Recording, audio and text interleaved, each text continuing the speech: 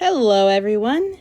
You may notice I'm moving really fast in today's video. That's because I speeded it up over 4 times, I believe it is, in order to show me making a whole scrunchie. In real life, this process took me about an hour. So what I'm doing at the moment is I'm kind of stitching on both sides of the elastic. So I have the elastic as the base and I'm stitching the yarn in a way so that way the yarn will stretch with the scrunchie, because that way it can more like grasp the hair or whatever it's supposed to be around. And then from there I'm going to do a bunch of loops. So I'm going to, once I get all the way around the elastic, I'm going to go on one side of the stitch. I'm going to chain 10 stitches and then keep on reattaching it to the loop, and then I'm going to go around again and then do another 10 stitches, chain it to the loop on the other side, and then after that is when I'm gonna seal it up. So I learned how to do this really soon after I learned how to crochet properly, I want to say, or maybe before I learned how to crochet properly. My aunt taught me how to do this. It was back when I was old enough that I had to entertain myself, but young enough that I couldn't concentrate when we were playing cards. Not really a case anymore. For that particular game, I now can concentrate.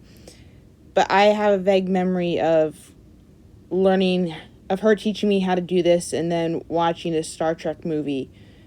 And it was slightly before I was into Star Trek too. I'm really into Star Trek now. But it also may seem kind of strange that I'm crocheting a scrunchie when I don't really have enough hair to hold a scrunchie anymore. I mean, I've been rocking a pixie cut for all of 2021, and for a good percentage of years before that. So I don't really have much use for scrunchies anymore, but the great thing about crochet is you can give it to someone else who does. And that's how I make a lot of room for things that I make. I give them to other people so that way they don't clutter up my space and they get appreciated and whatnot. So it was a nice yarn that I was using here. I was using like a purple cottony yarn. And it does get a bit monotonous. This is like the perfect thing to do when you just need something like simple in order how to do. Anyway, I think at some point I'm going to start weaving the ends in. So I'm probably just going to take the scissors and then I'm going to like snip it off. And then you'll see me weaving the ends in when that happens. I don't remember wearing these as much. It's like the case where you make something a lot more than when you actually like wear them. Same sort of thing happened with puppets for me, actually. Yeah, you can see I've made some good progress here now with that. I think I'm using a new crochet hook there too. And I'm listening to music. I knew what I was listening to at the time. I don't remember anymore. It was probably Franz Ferdinand, quite honestly. But I figured it'd be easier for me to be quiet, so that way I didn't make noise and it'd be easier to speed up. And I might be getting a little bit too meta here, but hey, I'm a big fan of Community, and one of my favorite characters is Abed, so it really shouldn't be any surprise there.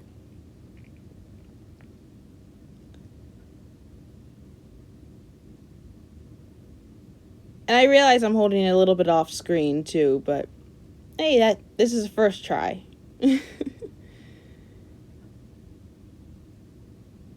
Now that I actually figured out how to speed things up, this is actually another option for me now. I'm embarrassed to admit how long it took me to figure out how to speed this up.